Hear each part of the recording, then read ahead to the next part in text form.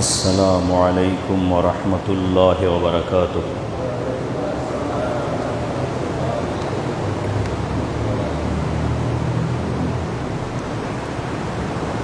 الحمد لله نحمده ونستعينه ونستغفره ونؤمن به ونتوكل عليه ونعوذ بالله من شرور أنفسنا ومن سيئات أعمالنا.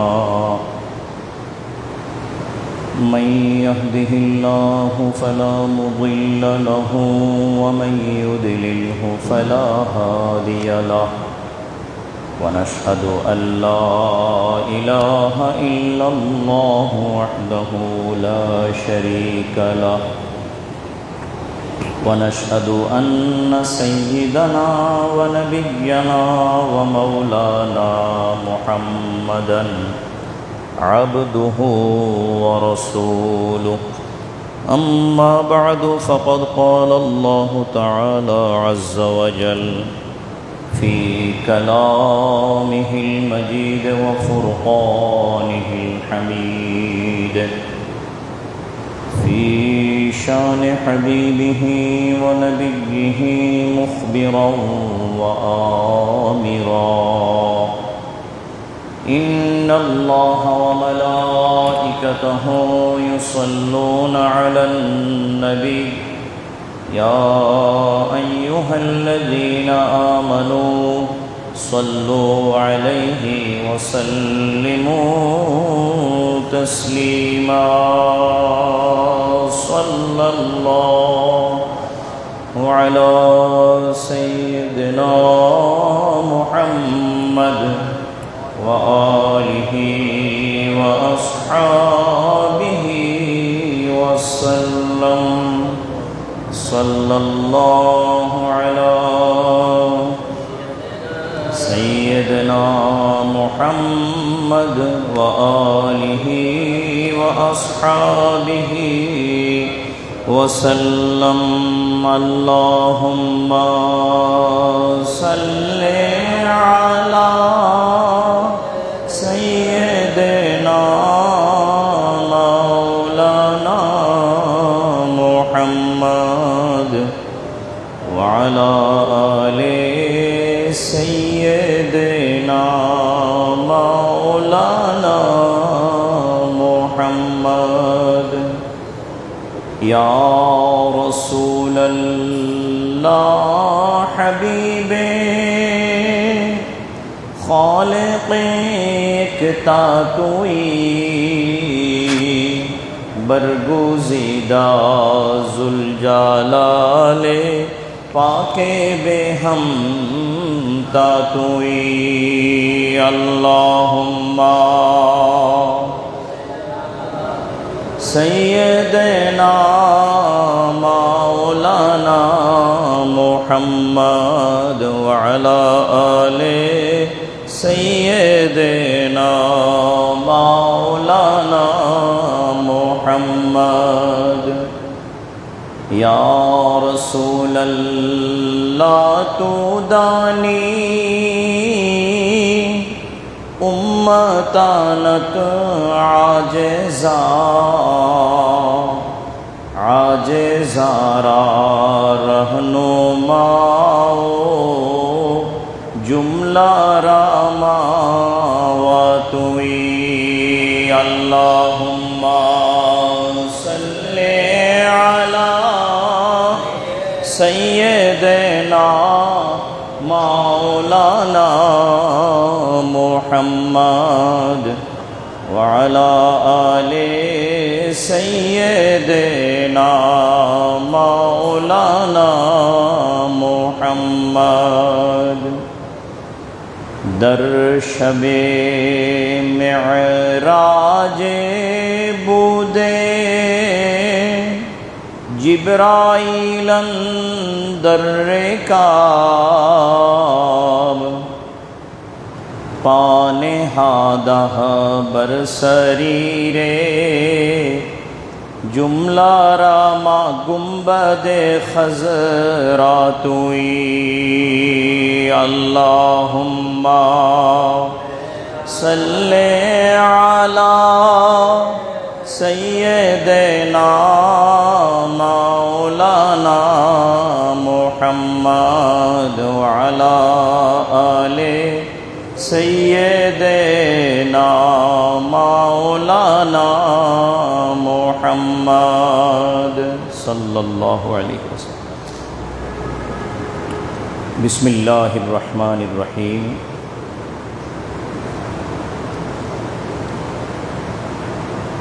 وَلَقَدْ أَرْسَلْنَا مُوسَى بِآيَاتِنَا أَنْ أَخْرِجْ قَوْمَكَ مِنَ الظُّلُمَاتِ إِلَى النُّورِ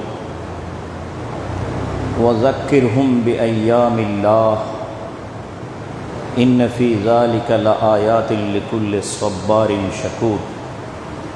صدق الله مولانا العظيم وصدق رسوله النبي الكريم ونحن على ذلك لمن الشاهدين والشاكرين والحمد لله رب العالمين. মুআজ্জাজ ও মুহতারাম অত্র জামে মসজিদের মুসল্লিগণ, মহান আল্লাহ রব্বুল আলমিনের শাহী দরবারে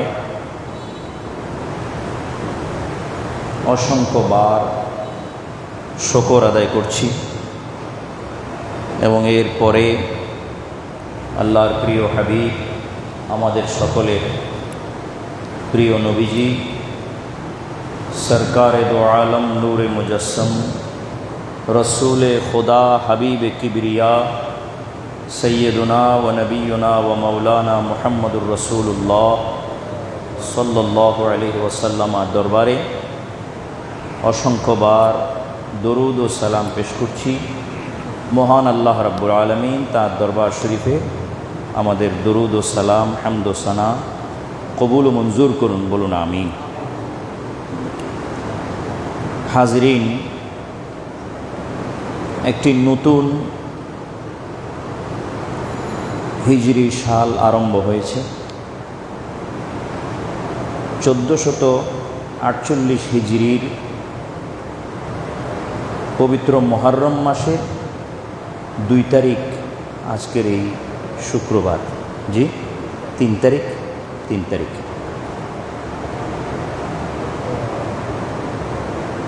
নতুন হিজরি সালের এই প্রথম জুমাবারে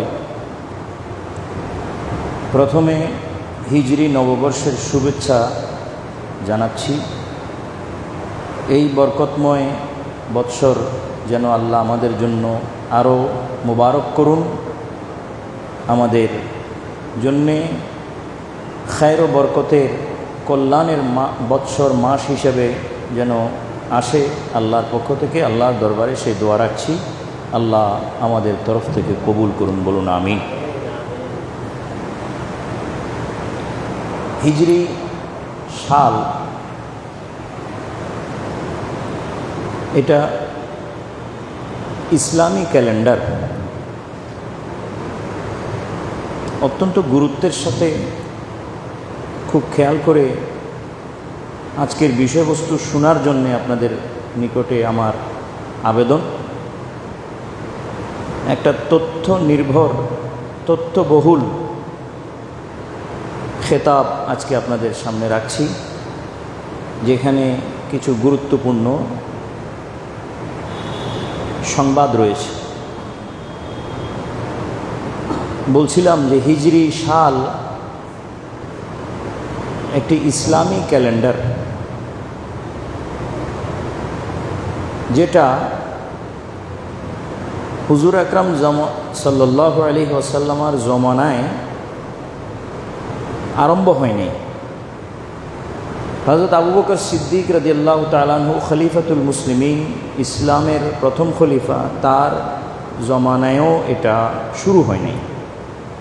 এই ক্যালেন্ডারটা আরম্ভ হয়েছে হযরত ওমরে ফারুক রাদিয়াল্লাহু তাআলা আনহু, ইসলামের দ্বিতীয় খলিফা, খলিফাতুল মুসলিমিন, আমিরুল মুমিনিন হযরত ওমর ইবনুল খাত্তাব রাদিয়াল্লাহু তাআলা আনহুর আমল থেকে।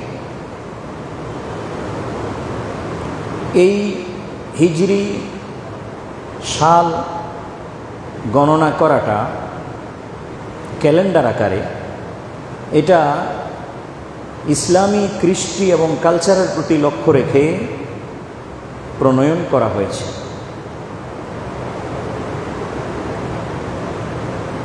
যেন আমাদেরকে সাল গণনার ক্ষেত্রে, ক্যালেন্ডার মেনটেনের ক্ষেত্রে অন্য কোনো জাতির উপরে নির্ভরশীল হতে না হয়, এই বিষয়টা নজরে ছিল এবং খুব প্রয়োজন ছিল একটা ক্যালেন্ডার ইসলামী জিন্দিগির জন্যে, যে ক্যালেন্ডারটা একসাথে দিন, মাস, বৎসর তো গণনা হবেই, সাথে সাথে ওই ক্যালেন্ডার সবসময় ইসলামী অনুভূতি, ইসলামী চেতনা এবং ইসলামী আচার অনুষ্ঠানকে সবসময় স্মরণ করাই দিবে, এই ধরনের একটা ক্যালেন্ডার প্রয়োজন ছিল। ইসলামী ক্যালেন্ডার গণনা করার পূর্বে, মানে হজরত খলিফা ওমর রাদিয়াল্লাহু তাআলা আনহু এটা গণনা করার পূর্বে পৃথিবীতে আরও অনেক ক্যালেন্ডার ছিল, যে ক্যালেন্ডারগুলোর দ্বারায় বিভিন্ন জাতি আপন আপন আন্দাজে তাদের সাল, বৎসর, মাস গণনা করতেন। একটা ক্যালেন্ডার এরকম পাওয়া যায় এবং খুব বিখ্যাত সারা পৃথিবীতে, সেটা হচ্ছে গ্রেগরিয়ান ক্যালেন্ডার।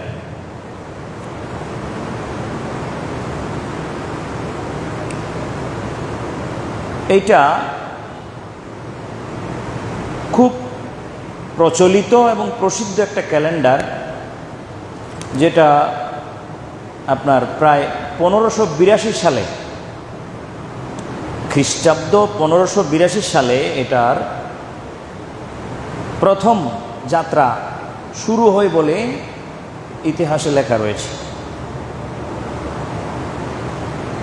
একজন খ্রিস্টান পোপ যার নাম গ্রেগরি, তিনি এই ক্যালেন্ডারটাকে সর্বপ্রথম পৃথিবীর সামনে প্রকাশ করেছেন এবং ওনার এই ক্যালেন্ডারটা সারা পৃথিবীতে বিভিন্ন জায়গায় বিভিন্ন সময়ে খুব সমাদৃত ছিল। রোমান ক্যালেন্ডার নামে একটা ক্যালেন্ডারের বিবরণ পাওয়া যায়, যেটা রোমীয় সভ্যতার সাথে সংশ্লিষ্ট। রোমান ক্যালেন্ডার এগুলো সৌর বর্ষপঞ্জি, সূর্যের সাথে সংশ্লিষ্ট। তৃতীয় আরেকটা ক্যালেন্ডার পাওয়া যায়, কপটিক ক্যালেন্ডার বা আলেকজান্দ্রিয়ান ক্যালেন্ডারও এটাকে বলা হয়, যেটা মিশরীয় সভ্যতার সাথে সংশ্লিষ্ট প্রাচীন মিশরীয় সৌর বর্ষপঞ্জি, এই কপটিক ক্যালেন্ডার বা আলেকজান্দ্রিয়ান ক্যালেন্ডার। চতুর্থ পার্সিয়ান ক্যালেন্ডার, যেটা ইরান, বর্তমান ইরান, সেটাকে আগে ফারেস বলা হতো, ফারেস, পার্সিয়ান ক্যালেন্ডার, যে এটাও সৌরবর্ষের সাথে, সূর্যের সাথে সম্পৃক্ত। চীনেরও একটা ক্যালেন্ডার বানাইছে, যেটা এই প্রথম চীনেরা ক্যালেন্ডার তৈরি করছে, যে ক্যালেন্ডারটা আপনার এটাকে বলা হয় Luni solar calendar. Luni solar মানে হচ্ছে, লুনি আসছে লুনাস থেকে, লুনাস মানে চন্দ্র আর সোলার মানে সূর্য। তো এই ক্যালেন্ডারটা চন্দ্র সূর্য দুইটারই গতিবিধির উপরে বেসিস করে নির্মিত, যেটা চৈনিক, চায়না ক্যালেন্ডার নামে প্রসিদ্ধ। এটাকে বলা হয় লুনি সোলার ক্যালেন্ডার। এরপর প্রাচীন গ্রিক ক্যালেন্ডারও রয়েছে, যেগুলোর দ্বারায় বর্ষ পরিক্রমায় মাস, দিন, বৎসর ইত্যাদি গণনা করা হতো।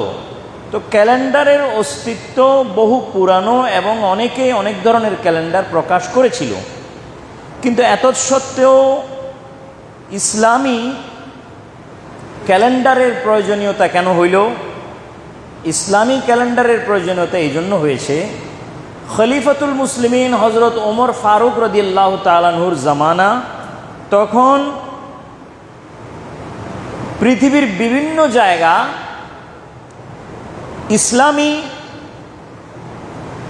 রাষ্ট্রের মধ্যে সংযুক্ত হচ্ছিল, বিভিন্ন মুলক ফাতা হচ্ছিল, বিভিন্ন দেশ বিদেশ বিজয় হচ্ছিল, আর ইসলামী রাষ্ট্রের সীমানা বাড়তেছিল, এক্সটেন্ড হতেছিল। তো মিশর বিজয় হওয়ার পর হজরত ওমর ফারুক রাদিয়াল্লাহু তাআলা আনহু হজরত আবু মুসা আল আশআরী রাদিয়াল্লাহু তাআলা আনহুকে মিশরের গভর্নর করে পাঠালেন। তিনি মিশরের কার্যাদি তিনি দেখছেন, আঞ্জাম দিচ্ছেন। এক সময় তিনি হজরত ওমর রাদিয়াল্লাহু তাআলা আনহুকে চিঠি লিখলেন, খলিফাতুল মুসলিমিন হজরত ওমর রাদিয়াল্লাহু তাআলা আনহুকে চিঠি লিখলেন যে ইয়া আমির আল মুমিনিন ইয়াতিনা মিনকা কুতুবুন লাইসা লাহা তারিখ, যে আমিরুল মুমিনিন আপনার পক্ষ থেকে আমাদের নিকটে অনেক চিঠি আসে, যে চিঠিগুলোর মধ্যে কোনো তারিখ উল্লেখ থাকে না, যেহেতু আমাদের ইসলামী কোনো ক্যালেন্ডার এখনও নাই। তারিখ উল্লেখ না থাকার কারণে আপনার কোন আদেশটা প্রথমে, কোন আদেশটা দ্বিতীয় নম্বরে, কোন আদেশটা তৃতীয় নম্বরে, কোন আদেশটা এরপরে, কোন আদেশটা এরপরে, এইগুলো আমরা তারিখ না থাকার কারণে বুঝতে পারি না, জানা সম্ভব হয় না, যেহেতু তারিখ নাই। কোনটা আগের কোনটা পরের, লেটারগুলো চিঠিগুলো কোনটা আগের কোনটা পরের ইত্যাদি তারিখ লেখা না থাকার কারণে আমরা বুঝতে পারি না, বিধায় আমাদের উমুরে মামলেকাত আঞ্জাম দেওয়া কষ্ট হয়, রাষ্ট্রীয় দায়িত্ব পালন করা আমাদের জন্য কষ্ট হয়, যে কোনটা আগে করতে হবে কোনটা পরে করতে হবে। কারণ চিঠিতে যদি তারিখ লেখা থাকতো তাহলে তারিখের আলোকে আমরা সেগুলো মেনটেন করতে পারতাম। তো খলিফা জরুরি হয়ে পড়েছে একটা ইসলামী ক্যালেন্ডার প্রণয়ন করা, আর তার মাধ্যমে তারিখ মেনটেন করা, সাল মেনটেন করা, বৎসর মেনটেন করা, মাস গণনা করা। তাহলে পরে আমরা রাষ্ট্রীয় কাজগুলি সুন্দরভাবে আমরা সুচারুরূপে ধারাবাহিকভাবে আমরা সেগুলোকে ইমপ্লিমেন্ট করতে পারি। ওমর রাদিয়াল্লাহু তাআলা চিঠি পেয়ে তখনকার সময়ের বড় বড় সাহাবাদেরকে নিয়ে বসলেন রাষ্ট্রীয় বৈঠক, এবং হজরত আবু মুসা আশারী রাদিয়াল্লাহু তাআলা আনহুর এই বিষয়টাকে তাদের সামনে প্লেস করলেন যে আবু মুসা আশারী মিশর থেকে চিঠি লিখেছে আমার কাছে যে একটা ইসলামী ক্যালেন্ডার প্রণয়ন করা জরুরি বলে তার প্রয়োজনীয়তা সে আমাকে বলল, আপনারা পরামর্শ দেন কি করে আমি একটা ইসলামী ক্যালেন্ডার প্রণয়ন করতে পারি। তো কিতাবে লিখতেছেন যারা এই বিষয়ের উপরে তথ্য লিখেছেন, একটা কিতাব এই ক্ষেত্রে সবচেয়ে বেশি প্রণিধানযোগ্য, সে কিতাবের নাম হচ্ছে আখবারু ওমর। কিতাবের নাম আখবারু ওমর, লিখেছেন সৈয়দ আলী আত-তানতাবী। তিনি একজন ফালাস্তিনি ইমাম, ফিলিস্তিন নয়, সিরিয়া, সুরি, হ্যাঁ সুরি, সিরিয়ান একজন বিশিষ্ট লেখক এবং গবেষক ও ইমাম ও আলেম। তিনি এই কিতাবটা লিখেছেন আখবারু ওমর। এর মধ্যে তিনি এই কথাগুলোকে দরজ করেছেন, অন্তর্ভুক্ত করেছেন। তো তিনি লিখতেছেন যে ফাস্তাশারহুম, হযরত ওমর রাদিয়াল্লাহু তাআলা আনহু সাহাবাগণের নিকটে পরামর্শ চাইলেন যে আমাকে পরামর্শ দিন যে কী করে একটা ক্যালেন্ডার আমরা প্রণয়ন করতে পারি, ইসলামী ক্যালেন্ডার। তো এদের মধ্যে কেউ বললেন, যাদের কাছে তিনি পরামর্শ চাইলেন সাহাবা একরাম, এদের মধ্যে কেউ বললেন যে আর রেখু কামা তুয়াররিখুল ফারেসু বেমুলুকেহা কামা কুল্লামা হালাকা মালেকুন আর রেখু বে বেলায়াতে মান বাদাহু। একটা পরামর্শ আসলো এরকম যে হজরত খলিফা আমিরুল মুমিনিন ওমর রাদিয়াল্লাহু তাআলা আনহু, আপনি একটা কাজ করেন, পারস্যের যে ক্যালেন্ডারটা মেনটেন হয়, পারস্য মুলকে ফারেস, সেই পদ্ধতি আমরা অনুসরণ করতে পারি। সেটা হলো এই যে পারস্যের মধ্যে তাদের যে রাজা বাদশাহ যারা হয়, তাদের রাজারা যদি কেউ মারা যায়, পরবর্তী রাজা যিনি হচ্ছেন তার পরবর্তী রাজার রাজ্যের ভার গ্রহণ করার দিন থেকে তারা একটা ক্যালেন্ডার গণে। হ্যাঁ, কোনো বাদশাহ যদি তাদের মারা যায়, সে বাদশার পরে যে নতুন বাদশাহ হচ্ছে, তিনি যেই দিন মসনদে বসতেছেন সেই দিন থেকে তার একটা তারিখ গণনা করে। এইভাবে আমরাও তারিখ গণনা করতে পারি। আমাদের মধ্যে যদি কেউ মারা যায়, যেমন আমাদের খলিফারা মারা গেলে অন্য খলিফা হবে, তো নতুন খলিফা যিনি হলেন তার খেলাফত গ্রহণের দিন থেকে তারিখ গণনা করা যেতে পারে। একটা পরামর্শ এরকম। আবার আরেকজন পরামর্শ দিলেন যে আর রেখু কামা তুয়ার রেখুর রুম, যে না, আমিরুল মুমিনিন, রুমের বাদশারা যেভাবে বা রুমিরা, রোম রোম রোম মানে হচ্ছে কোন কি বর্তমান সময়ের ইতালি, বর্তমান সময়ের ইটালি, এটাকে আল্লাহ নবীর জামানায় বলা হতো রুম, মুলকে রুম।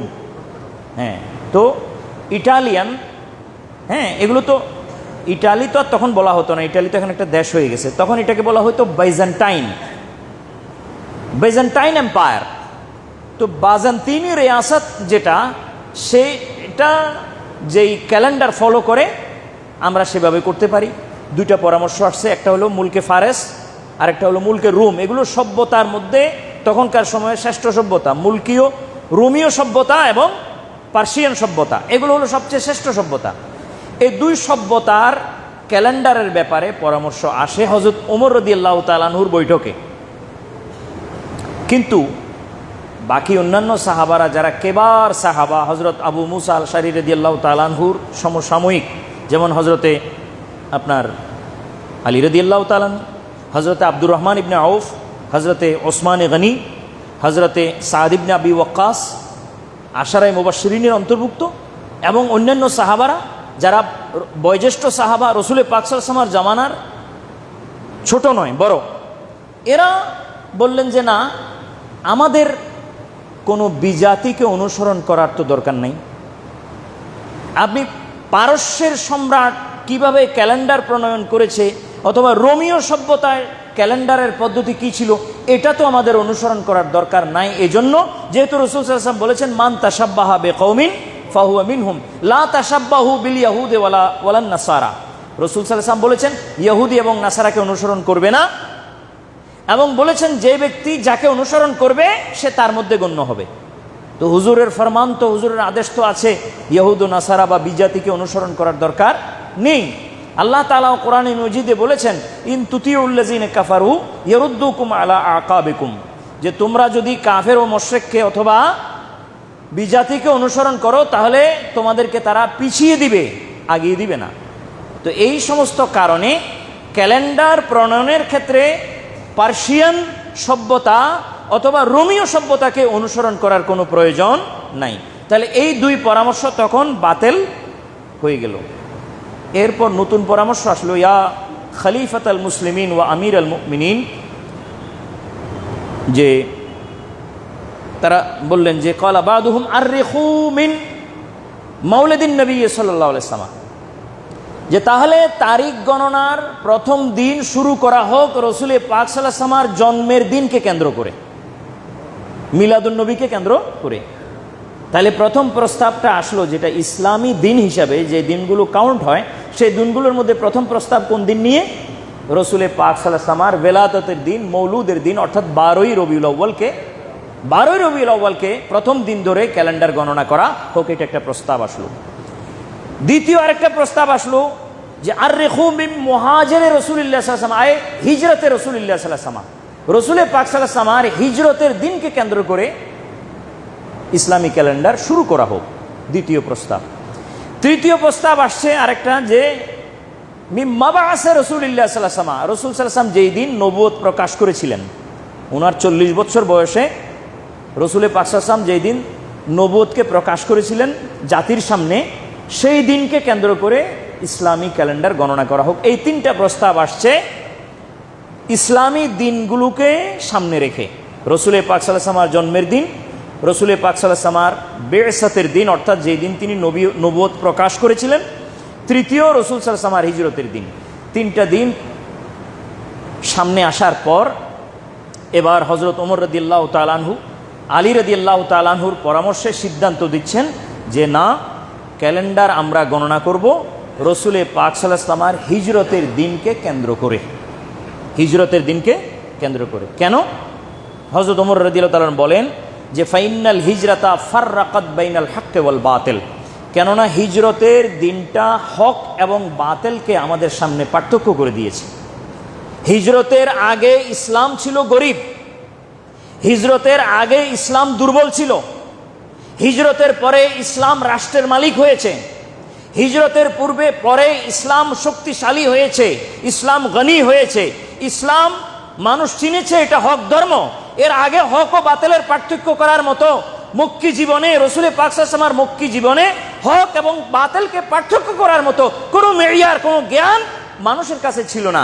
যেদিন রসুল সাল্লাল্লাহু আলাইহি ওয়াসাল্লাম মক্কা শরীফ থেকে মদিনা শরীফ তশরিফ নিয়ে গেলেন, রবিউল আউয়ালের 1 তারিখ যাত্রা শুরু করেছেন, রবিউল আউয়ালের 12 তারিখ মদিনা মুনাওয়ারায় তিনি পৌঁছেছেন। যেদিন রসুল সাল্লাল্লাহু আলাইহি ওয়াসাল্লাম মদিনা শরীফে পা রেখেছেন, সেই দিন আল্লাহ তাআলা দুনিয়াবাসীর সামনে আজহারাল হক ওয়াল বাতিল, হক এবং বাতিলকে আল্লাহ প্রকাশ করে দিয়েছেন। এই জন্য সেই দিনকে কেন্দ্র করে হিজরি সাল গণনা করাটা যুক্তিযুক্ত বলে আমি মনে করি, এবং আমি এই দিন থেকে শুরু করতে চাই। সকলেই হযরত ওমরের এই কথার উপরে ইত্তেফাক প্রকাশ করলেন, মুত্তাফাক আলাইহি হয়ে গেলেন, মানে সহমত প্রকাশ করলেন যে খলিফা ওই দিনকে কেন্দ্র করে ইসলামী সাল গণনা করাটা উপযুক্ত পরামর্শ বলে আমরাও মনে করি। অতএব সকলে এই বিষয়ে ইত্তেফাক হয়ে গেলেন এবং ঐক্যমত পোষণ করে হিজরি সাল রসুল পাক সাল্লাল্লাহু আলাইহি ওয়াসাল্লামের হিজরতের দিন থেকে গণনা করার পরামর্শে তারা একতাবদ্ধ হয়ে গেলেন। এখন কোন মাস থেকে শুরু করবেন? মাসের বিষয় রয়েছে। দ্বিতীয় আপনার প্রস্তাবনা পেশ করা হয় যে আপনারা মাসের ব্যাপারে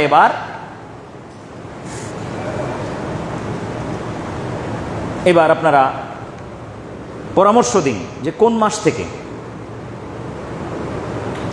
তো সেখানে ক্বালা বা'দুহুম, কেউ বলেন যে মিন রমাদান, যে খলিফা রমজান মাস থেকে শুরু করলে ভালো হয়। কেন? লিআন্নাহু শাহর আল্লাযী উনজিলা ফীহিল কুরআন, যেটা এমন মাস যে মাসে পবিত্র কোরআন নাজিল হয়েছে। এই মাসের একটা আহমিয়ত আছে, গুরুত্ব আছে, এবং এই মাসে 30 দিন আল্লাহর সন্তুষ্টি কামনায় রোজা রাখা হয়। এই মাসের ফজিলত কম নয়। তো প্রস্তাবে প্রথম আসে যে কোন মাস থেকে? রমজান মাস থেকে গণনা করা হোক। আবার কেউ বলেন মিন রবিউল আউয়াল, রবিউল আউয়াল থেকে। কেন? যে লিআন্নাহু আশ-শাহর, এটা এমন একটা মাস যে আল্লাযী ওয়ালাদা ফীহি রাসূলুল্লাহ সাল্লাল্লাহু আলাইহি ওয়াসাল্লাম ওয়া কাদামা ফীহি নবী সাল্লাল্লাহু আলাইহি ওয়াসাল্লাম মিন মক্কাতা ইলাল মদিনা, যে এটা এমন মাস যে মাসে হযরত মুহাম্মদ সাল্লাল্লাহু আলাইহি ওয়াসাল্লাম জন্মগ্রহণও করেছেন, এবং এই মাসে হযরত মুহাম্মদ সাল্লাল্লাহু আলাইহি ওয়াসাল্লাম মক্কা শরীফ থেকে মদিনা শরীফ হিজরত করে তিনি মদিনায় পদার্পণ করেছেন ইত্যাদি কারণে এই মাস থেকে গণনা করা হোক। কিন্তু ওয়ালাকিন ওমর ওয়া উসমান ওয়া আলী, 3 জন বড় সাহাবা যারা নাকি পর্যায়ক্রমে খোলাফায়ে রাশেদা হয়েছিলেন, খলিফায়ে রাশেদ হয়েছিলেন। হযরত আবু বকর সিদ্দিক, উনি তো এখন আর নাই। এরপর ওমর ফারুক রাদিয়াল্লাহু তাআলা আনহু খলিফা, তারপর হযরত ওসমান, তারপর হযরত আলী রাদিয়াল্লাহু আনহুম। তো এরা যখন কথা বলতেন তখন অন্য কেউ মুখ খুলতেন না, ডরে ভয়ে, এবং তাদের বুজুর্গির কারণে, তাদের পদমর্যাদার কারণে, রসুল পাক সাল্লাল্লাহু আলাইহি ওয়াসাল্লামের সাথে তাদের লাওয়াজামাত ও লাওয়াহেকাতের কারণে, তাদের উচ্চ মার্গের কারণে অন্য কেউ কথা বলতেন না। তো এই বিষয়ে পার্টিকুলারলি যে কোন মাস থেকে শুরু করা হবে, ওই বৈঠকে হযরত ওমর, হযরত ওসমান এবং হযরত আলী রাদিয়াল্লাহু তাআলা আনহু 3 জনে একটা বিষয়ে একমত হওয়ার পর আর এই বিষয়ে কেউ কথা বলেন নাই। সেটা হলো এই যে এই খলিফায়ে সালাসা যারা নাকি হজরত আবু বকর সিদ্দিকের পরে, রসুলে পাকের পরে তো বটেই, হজরত আবু বকর সিদ্দিকের পরে উম্মতের মধ্যে সবচেয়ে বড় আফজল ব্যক্তি 3 জন, তারা বলেন এবং তারা ইত্তেফাক হয়ে যান যে আইয়াকুনা ইবতিদা আসসানাতে মিন মুহাররম, যে বছরের শুরু হবে মুহররম মাস থেকে। কেউ পরামর্শ দিয়েছেন কোন মাস থেকে? রমজান থেকে, আবার কেউ বলেছেন রবিউল আউয়াল থেকে। কিন্তু হজরত আবু বকর সিদ্দিকের পরে যারা সবচেয়ে বেশি আফজল, হজরত ওমর, হজরত উসমান, হজরতে আলী মুর্তাজা রাদিয়াল্লাহু আনহুম, ওনারা 3 জনে বলেন যে না, রমজান মাস থেকেও নয়, রবিউল আউয়াল মাস থেকেও নয়, শুরু হবে কোত্থেকে? মুহররমের মাস থেকে। কেন? তাদের যৌক্তিকতা হলো এই যে এটা এমন মাস যে মাসটা জিলহজের পরে আসে। কিসের পরে? জিলহজের পরে। জিলহজ মাস এমন মাস যে মাসে মানুষ হজ করে, এমন মাস যে মানুষ কোরবানি দেয়। কি? জিলহজ মাসের 10 তারিখে একটা কোরবানি রয়েছে। কি রয়েছে? জিলহজ মাসের 10 তারিখে একটা কোরবানি রয়েছে। সে কোরবানিটা কি কোরবানি? পশু কোরবানি। যারা মিনায় থাকে হজের উদ্দেশ্যে, তারা হজ কেন্দ্রিক কোরবানি আদায় করেন। আর যারা মিনায় থাকে না, আপন বাড়ি এগরে থাকে, তারা এমনি কোরবানি আদায় করেন। তাহলে ওই মাসে একটা কোরবানি রয়েছে, যে মাসটা গণলে পরে, মুহররম দিয়ে শুরু করলে পরে বৎসরের শেষ মাস হবে। জিলহজ মাস বছরের কি মাস হবে? শেষ মাস হবে। সেই মাসে একটা কোরবানি রয়েছে। আবার মুহররম থেকে শুরু করলে ওই মাসেও কোরবানির দিন রয়েছে। সেটা কি? মুহররমের 10 তারিখ। মুহররমের 10 তারিখেও কিন্তু যুগে যুগে, শতাব্দীর পর শতাব্দীতে, কারণে কারণে, সময়ে সময়ে বিভিন্ন কোরবানি সংগঠিত হয়েছিল। কথা বুঝে আসে ভাই? হ্যাঁ, মুহররমের 10 তারিখেও কোরবানি রয়েছে। মুহররমের 10 তারিখেও যেমন কোরবানি রয়েছে, সৃষ্টি জগতের মধ্যে হযরত আদম আলাইহিস সালাম থেকে শুরু করে, হ্যাঁ, হযরতে আদম আলাইহি ওয়াসাল্লাম তিনি 350 বছর, মতান্তরে 250 বছর কান্নাকাটি করার পর উনার দোয়া যে কবুল হয়েছে মুহররমের 10 তারিখ। মুহররমের 10 তারিখ তো উনার এটা কোরবানি ছিল। উনার কি ছিল? কোরবানি ছিল। নূহ আলাইহিস সালামের প্লাবন থেকে, মহাপ্লাবন থেকে তার এই কিস্তি সহ কিস্তির মধ্যে আরোহিত ব্যক্তিবর্গ নাজাত পেয়েছিলেন কয় তারিখে? মুহররমের 10 তারিখে। হ্যাঁ, এগুলো হলো ইলমুত তাজকির বি আইয়ামিল্লাহ। কোরআনে মাজিদে আল্লাহ যে বলেছেন ওয়াজাক্কিরহুম, আমি আয়াত পড়েছি প্রথমে তো ওইটাই, ওয়াজাক্কিরহুম বি আইয়ামিল্লাহ, যে হে মূসা, আপনি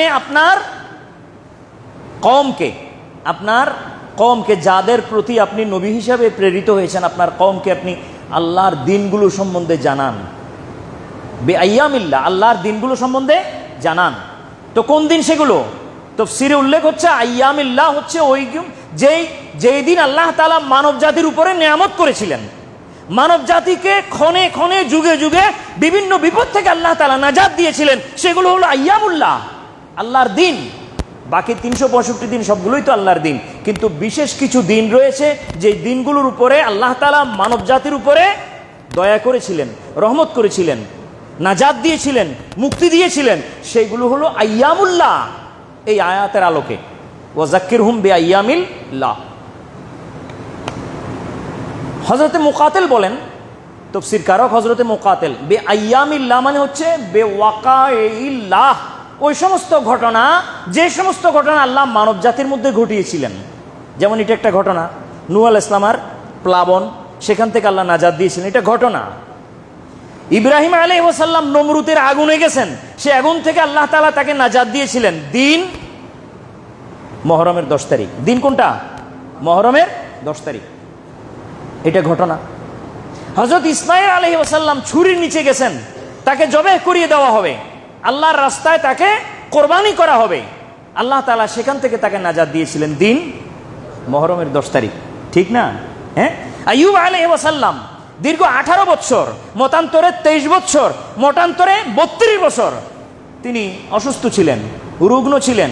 তার মহা পরীক্ষা চলতেছিল তার উপরে, মহা বিপদ তার উপরে। সেখান থেকে আল্লাহ তাকে নাজাত দিয়েছিলেন। দিন মুহররমের 10 তারিখ। এগুলো সব আইয়ামুল্লাহ। হ্যাঁ, কথা বুঝে আসে না ভাই? হযরত ইয়াকুব আলাইহিস ওয়াসাল্লাম তার সন্তান হযরত ইউসুফ আলাইহিস সালামকে দীর্ঘ 50 বছরের জন্য হারিয়ে ফেলেছিলেন, গুম হয়ে গেছে প্রিয় পুত্র। তো সেই প্রিয় পুত্রকে তিনি আবার ফিরে পেয়েছিলেন, যেদিন পেয়েছিলেন সেই দিন মুহররমের 10 তারিখ। কথা বুঝে আসে ভাই? তো এইভাবে এগুলো ঘটনা, যে ঘটনাগুলো আল্লাহ মানব জাতির উপরে যুগে যুগে ক্ষণে ক্ষণে আল্লাহ ঘটিয়েছিলেন, সেই ঘটনাগুলোকে ইয়াদ দেওয়া যে আল্লাহ এই দিনে তোমাদের উপরে তার দয়া ও রহমতকে বিস্তৃত করেছিলেন, সম্প্রসারিত করেছিলেন এবং তোমাদেরকে নাজাত দিয়েছিলেন। তো সেই দিনটা রয়েছে মুহররম মাসের মধ্যে। সেই দিনটা কোন মাসে রয়েছে? এই জন্য আল্লাহর নবীর এই খলিফা হযরত ওমর ফারুক রাদিয়াল্লাহু তাআলা চিন্তা করলেন, যখন মুহররম দিয়ে মাস শুরু, বছর শুরু করা হবে, ইসলামিক ক্যালেন্ডার গণনা শুরু করা হবে, তখন মানব জাতির উপরে ক্ষণে ক্ষণে আল্লাহ কি দয়া ছিল, প্রতি সময়ে প্রতি ঘটনায় আল্লাহ তাআলা তাদের উপরে কি দয়া করেছিলেন, সে দয়াটা তাদের স্মরণে আসবে সব সময়। এটা হলো ওয়াজাক্কিরহুম বে আইয়ামিল্লাহ। আমরা যখন মুহররম মাস দিয়ে বছর শুরু করব, আমাদের স্মরণ হবে যে হযরত আদম আলাইহিস ওয়াসাল্লামকে আল্লাহ এই মাসে নাজাত দিয়েছিলেন 10 তারিখে। আমাদের স্মরণ হবে হযরত নূহ আলাইহিস ওয়াসাল্লামকে আল্লাহ নাজাত দিয়েছিলেন এই মাসের 10 তারিখে। আমাদের স্মরণ হবে হযরত ইব্রাহিম আলাইহিস ওয়াসাল্লামকে আল্লাহ নমরুদের আগুন থেকে নাজাত দিয়েছিলেন এই মাসের 10 তারিখে। আমাদের স্মরণে আসবে আল্লাহ তাআলা হযরত ইসমাঈল আলাইহিস ওয়াসাল্লামকে ছুরির তল থেকে নাজাত দিয়েছিলেন এই মাসের 10 তারিখে। আমাদের স্মরণে আসবে আল্লাহ তাআলা হযরত রাসূল পাক সাল্লাল্লাহু আলাইহি ওয়াসাল্লামের নাতি হযরত ইমাম হুসাইন আলাইহিস ওয়াসাল্লামকে কারবালার ময়দানে তার কোরবানি কবুল করেছিলেন, তাও এই মাসের 10 তারিখে। এগুলো হলো ওয়াকায়ে, বিভিন্ন ঘটনা, যে ঘটনা আমাদের ইসলামী চেতনাবোধকে জাগ্রত করে, আমাদের ভিতরে ইসলামী ভাবধারা পয়দা করে। এই জন্য হযরত ওমর রাদিয়াল্লাহু তাআলা আনহু এই মাস থেকে মাস গণনা, বছর গণনা শুরু করেছিলেন। পরে শেষ করছেন এমন মাসে যে মাসেও কোরবানি রয়েছে, সেটা হলো জিলহজ। কথা বুঝে আসে ভাই? তাহলে মুহররম এটা সম্মানী মাস, আরবাআতুন হুরুমের মধ্যে পড়েছে। আল্লাহ তাআলা বলেন ইন্না ইদ্দাতাশ শুহুরি ইনদাল্লাহি ইসনা আশার শাহরান। আল্লাহর নিকটে মাস গণনা, আল্লাহ বলেন আল্লাহর নিকটে মাস গণনা হয় 12 সংখ্যায়। ইন্না নিশ্চয়, ইদ্দাতাশ শুহুরে আল্লাহর নিকটে মাসগুলোর সংখ্যা, ইনদাল্লাহি ইসনা আশার কয়টা? 12টা। মিনহা আরবাআতুন হুরুম, তোর মধ্যে 4টা মাস সম্মানীয় মাস। সেই সম্মানীয় মাস কোনগুলো? একটা হলো মুহররম। কয়টা? 4টা। একটা হলো মুহররম, 2 আপনার রজব। কি মাস? রজব। 3 ও 4 হচ্ছে জিলহজ এবং শাওয়াল। কেমন? এই মাসগুলো আল্লাহর দরবারে কি? মুহররম মাস। আরবাআতুন হুরুম, এই যে রাসূল সাল্লাল্লাহু আলাইহি ওয়াসাল্লাম বলেন, যেটা হযরতে আবু বাকারাহ রাদিয়াল্লাহু তাআলা আনহু হাদিসটা রওয়ায়াত করেন, যে ক্বালা রাসূলুল্লাহ সাল্লাল্লাহু আলাইহি ওয়াসাল্লাম ফি হাজ্জাতিল ওয়াদা, রাসূল সাল্লাল্লাহু আলাইহি ওয়াসাল্লাম বিদায় হজে বলেন যে ইন্নাজ জামানা কাদ ইস্তাদারা কাহায়াতে ইয়াউমা খালাকাস সামাওয়াতি ওয়াল আরদ। নিশ্চয়ই টাইম, দুইটা বিষয় রয়েছে, টাইম অ্যান্ড স্পেস। আরবিতে বলে জামান এবং মাকান। টাইম অ্যান্ড স্পেস, এগুলো আপনার রিভলভিং হচ্ছে, এগুলো ঘুরতেছে। কেমন? আল্লাহ নবী বলেন ইন্নাজ জামানা, নিশ্চয়ই জমানা কাদ ইস্তাদারা, দৌড় করতেছে, ঘুরতেছে, ইয়াউমা খালাকাস কাহায়াতিহি কাহায়াতে ইয়াউমা খালাকাস সামাওয়াতি ওয়াল আরদ। জমিন ও আসমান সৃষ্টির শুরু থেকে, জমিন ও আসমান যেই দিন আল্লাহ সৃষ্টি করেছেন তখন থেকেই টাইম অ্যান্ড স্পেসের আপনার রেভলিউশন হচ্ছে, ঘুরতেছে। কথা বুঝেন নাই? এখন পৃথিবী ঘুরে তো নাকি, অন্যান্য গ্রহ নক্ষত্র এগুলো ঘুরতেছে, তো আপন আপন কক্ষপথে এগুলো পরিভ্রমণকারী। এটা সৃষ্টিলগ্ন থেকে, হ্যাঁ, সেই সময় থেকেই রাত ও দিনের পরিক্রমা চলছে, রাত ও দিনের পরিক্রমা চলছে। ওয়াসানাতু ইসনা আশার, এরপর আল্লাহ নবী বললেন যে বৎসর হচ্ছে 12 মাসের সমন্বয়ে। ওয়াসানাতু ইসনা আশারা শাহরান, বৎসর হচ্ছে 12 মাসের সমন্বয়ে। মিনহা আরবাআতুন হুরুম, তোর মধ্যে 4টা হচ্ছে সম্মানীয় মাস। কি কি? জুলকাদাতে, জুলহাজ্জাতে, মুহররমুন ওয়া রজব। শাওয়াল নয়, জুলকাদা, জুলহাজ্জা, মুহররম, রজব। জিলহজ, মুহররম এগুলো লাগাতার। প্রথমে জিলকদ আসে, তারপর জিলহজ আসে, তারপরে বছর শেষ হয়ে নতুন বছর শুরু হওয়ার সময় আবার কি আসে? মুহররম আসে। তারপর কয়েক মাস পার হয়ে আবার রজব আসে। এই 4টা মাস সম্মানীয় এবং মাসের হিসাব আল্লাহর কাছে কয়টা? 12টা। কয়টা? 12টা। তো এই 12 মাসের বিষয়টা আল্লাহর দরবারে, আল্লাহর যে ইবাদতগুলো রয়েছে আমাদের জন্য, সেই ইবাদতের সাথে সংশ্লিষ্ট বিষয় খুব খেয়াল রাখবেন যে হযরত ওমর ফারুক রাদিয়াল্লাহু তাআলা আনহু সাল গণনার সময় এই 12টা মাসের এবং কোরআন ও হাদিস সব কিছু সামনে রেখে কি কারণে এই 12টা মাসকে সমন্বয় করে তিনি শুরু করছেন, এটা এটা এটা আমাদের শুধু কৃষ্টি কালচারাল বিষয় তা না, বরং আমাদের ইবাদতের সাথে সংশ্লিষ্ট এই মাসগুলো, এই বৎসরটা। কিভাবে? যেমন জাকাতের সাথে সংশ্লিষ্ট একটা ইসলামী বর্ষ। জাকাত আদায় করতে হয় কেমনে? কোনো একজন ব্যক্তির উপরে মালের জাকাত ফরজ হইলে সেই ব্যক্তি 1 বৎসর তার উপরে তার মালিকানায় অতিক্রম হলে পরে তাকে জাকাত দিতে হবে, ঠিক কিনা? আপনারা কি মনে করেন? এইরকমই তো শুনে আসছেন নাকি? 1 বৎসর অতিবাহিত হইতে হবে না? তো আপনি বছর গণবেন কেমনে যদি আপনার নিকট একটা ক্যালেন্ডার না থাকে? হ্যাঁ, আপনি বছর গণনা করার জন্য আপনার নিজস্ব ইসলামী একটা ক্যালেন্ডার থাকা জরুরি কিনা, কি মনে হয় আপনার? রাসূল সাল্লাল্লাহু আলাইহি ওয়াসাল্লাম হাদিসে বলেন, লা যাকাতা ফি মালিন হাত্তা ইয়াহুলা আলাইহিল হাউল। মালের জাকাত ওয়াজিব হবে না ততক্ষণ পর্যন্ত যতক্ষণ তার উপরে 1 বৎসর তার মালিকানায় অতিবাহিত হবে না। তো এখন আপনি বৎসর গণতে হলে তো আপনার সামনে ইসলামী একটা ক্যালেন্ডারের দরকার হয়। তো এবার আপনি যদি জাকাত আদায় করতে হয় তাহলে আপনার নিজস্ব ক্যালেন্ডার দরকার হবে। তাহলে বোঝা গেল ইসলামী ক্যালেন্ডারটা জাকাতের মতো এরকম একটা গুরুত্বপূর্ণ ইবাদতের সাথে কি সংশ্লিষ্ট। 2, রোজার সাথে সংশ্লিষ্ট। আল্লাহ রাব্বুল আলামিন বলেন, শাহরু রমাদান আল্লাযী উনজিলা ফীহিল কুরআন হুদাল লিন-নাসি ওয়া বায়িনাতিন মিনাল হুদা ওয়াল ফুরকান। এরপরে কি বলেন? ফামান শাহেদা মিনকুমুশ শাহরা ফালিয়াসুমহু। যে ব্যক্তি এই মাস পাবে সে যেন এই মাসে রোজা রাখে। তো আপনি এই মাসটা যদি পেতে হয় তাহলে আপনার সাল দরকার হচ্ছে কি না? নাহলে এই মাসটা কোন সময় বৎসরের কোনান দিয়ে আইয়ে আপনি কিভাবে বুঝবেন? কোনখান দিয়ে আসে আপনি বুঝবেন কিভাবে? এই জন্য আপনার এই মাসটা বৎসরের হিসাবে কত নম্বরে পড়ছে? 9 নম্বরে পড়ছে মনে হয়। কয় নম্বরে? 9 নম্বরে রমজান মাস। হ্যাঁ, তো এইটা আপনি ক্যালেন্ডার যদি আপনার সামনে প্লেস না করা হয় আপনি বুঝবেন কিভাবে? তাহলে বোঝা গেল এই রোজা, এই ইবাদতটা আমাদের ক্যালেন্ডারের সাথে কি সম্পৃক্ত। হজ ক্যালেন্ডারের সাথে সম্পৃক্ত। কিভাবে? আল হাজ্জু আশহুরুম মালুমাত ফামান ফারাদা ফীহিন্নাল হজ ফালা রাফাসা ওয়ালা ফুসুকা ওয়ালা জিদালা ফিল হজ। আল্লাহ বলেন আল হাজ্জু আশহুরুম মালুমাত। হজ হলো নির্দিষ্ট কিছু মাসে। এবার নির্দিষ্ট মাস, এগুলো কোন মাস? শাওয়াল মাস, জিলকদ মাস, জিলহজ মাস। তো এই মাসগুলো আপনি বছরের মধ্যে যদি না থাকে এবং এই মাসগুলোর মাধ্যমে যদি বছর প্রণয়ন করা না হয়, আপনি কিভাবে বুঝবেন যে জিলকদ মাস কখন আসে আর শাওয়াল মাস কখন আসে আর জিলহজ মাস কখন আসে আর আমি হজ কখন করব? এবং নামাজও কিন্তু পরোক্ষভাবে সময়ের সাথে সংশ্লিষ্ট হওয়ার কারণে মাস ও দিনের সাথে এবং বছরের সাথে কি সম্পৃক্ত। আল্লাহ বলেন, আকিমিস সালাতা তারফাইন নাহারে ওয়া যুলাফাম মিনাল লাইল ইন্নাল হাসানাতি ইউযহিবনাস সাইয়্যাত যালিকা যিকরা লিয-যাকিরিন। তো এখানে যে আল্লাহ বলছেন যে তারফাইন নাহার, দিনের 2 দিকে 2 অংশে তোমরা নামাজ প্রতিষ্ঠা করো, ওয়া যুলাফাম মিনাল লাইল, এবং রাতের কিছু অংশ সময়। তাহলে এখন দিন ও রাত এই নামাজগুলোর সাথে, আমাদের নামাজের সাথে দিন ও রাত সংশ্লিষ্ট।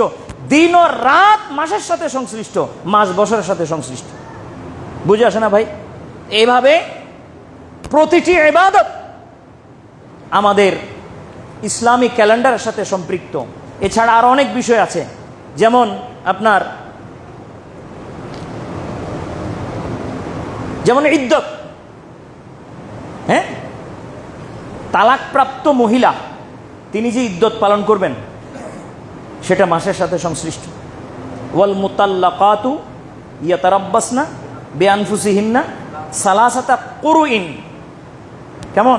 তালাকপ্রাপ্ত মহিলারা নিজেদেরকে অন্য স্বামী গ্রহণ করার আগে 3 মাস অপেক্ষা করবে। তো এই হুকুমটা কিসের সাথে সংশ্লিষ্ট? মাসের সাথে। হ্যাঁ, এরপর মহিলারা দুগ্ধপোষ্য বাচ্চাকে দুধ পান করাবে, এটাও মাস বৎসরের সাথে সংশ্লিষ্ট একটা বিষয়। যেমন আল্লাহ বলেন ওয়ালেদাতু ইউরদিনা আওলাদাহুন্না হাওলাইনে কামেলাইনে, হ্যাঁ, আইয়ুতিম্মার রাদাআহ। হুজুর বলতেছেন, হাফেজ সাহেব আমার সাথে সাথে পড়তেছেন, যে সমস্ত মহিলাদের বাচ্চা আছে তারা তাদের বাচ্চাকে 2 বছর কি করাবে? দুধ পান করাবে। যদি পরিপূর্ণ দুধ পান তারা করাইতে চায়, তাদের শিশুর দুধ পানের পুরো সময় কমপ্লিট তারা করতে চায়, তাহলে কমপক্ষে 2 বছর তারা। এটা কিসের সাথে সংশ্লিষ্ট? বছরের সাথে সংশ্লিষ্ট। হ্যাঁ, এভাবে যেমন আরও রয়েছে, যেমন শাওয়ালের 6 রোজা, এটাও মাসের সাথে সংশ্লিষ্ট। আইয়ামে বীজের রোজা, এটাও মাসের সাথে সংশ্লিষ্ট। ইয়মে আশুরার রোজা, ওটাও মাসের সাথে। তো দেখা যায় ইসলামী যে সমস্ত ইবাদত বন্দিগি আচার অনুষ্ঠান আছে প্রায় সবগুলি ক্যালেন্ডারের সাথে কি সম্পৃক্ত। এজন্য এমন একটা ক্যালেন্ডার প্রণয়নের দরকার যেটার মধ্যে মাসগুলো এমনভাবে সুবিন্যস্ত থাকবে যাতে করে রসুল পাক সাল্লাল্লাহু আলাইহি ওয়াসাল্লামের সুন্নতের অনুসরণে প্রতিটা বৎসর মাস গণনায় মানুষ ইবাদতের সাথে তাদের বৎসর, তাদের সময়, তাদের দিন, তাদের কাল গণনা করে করে তাদের জীবন সামনের দিকে তারা আগাতে পারে। এই জন্য ওমর রাদিয়াল্লাহু তাআলা আনহু হিজরি রসুল পাকের হিজরতের দিনকে কেন্দ্র করে বৎসর শুরু করলেন এবং মুহররম মাসকে প্রথমে রাখলেন, তারপরে সফরকে, তারপরে রবিউল আউয়াল, তারপরে রবিউস সানি, তারপরে জমাদিউল আউয়াল, তারপরে জমাদিউস সানি, তারপরে রজব, তারপরে শাবান, তারপরে রমজান, তারপরে শাওয়াল, তারপরে জিলকদ, তারপরে জিলহজ। এটা 12তম মাস। এভাবে 1 থেকে 12 মাস গুণে ইসলামিক ক্যালেন্ডার প্রণয়ন করে বিভিন্ন স্টেটে তিনি পাঠিয়ে দিলেন এবং বললেন, আজ থেকে এই ক্যালেন্ডার মুসলমান তাদের রাষ্ট্রীয়, সামাজিক এবং ব্যক্তিগত পর্যায়ে, পারিবারিক পর্যায়ে এই ক্যালেন্ডারকে ফলো করে সামনের দিকে জীবন চালাবে। উদ্দেশ্য হচ্ছে যখন হিজরি সাল প্রতি বছরে ঘুরে আসবে তখন তাদের মনে একসাথে হিজরতের গুরুত্ব যেভাবে জেগে উঠবে, সাথে সাথে ইসলামী প্রতিটি কানুন তাদের সামনে বেশি উঠবে এই হিজরতের মাধ্যমে, এই হিজরি ক্যালেন্ডারের মাধ্যমে। তো আমরা হিজরি ক্যালেন্ডার উদযাপন করব, আমরা হিজরি সাল উদযাপন করব এবং এর মাধ্যমে আমাদের ঐতিহ্য, আমাদের ইতিহাস আমাদের চোখের সামনে আমরা আনব। আমরা 31st নাইট উদযাপন করব না, মনে থাকে যেন।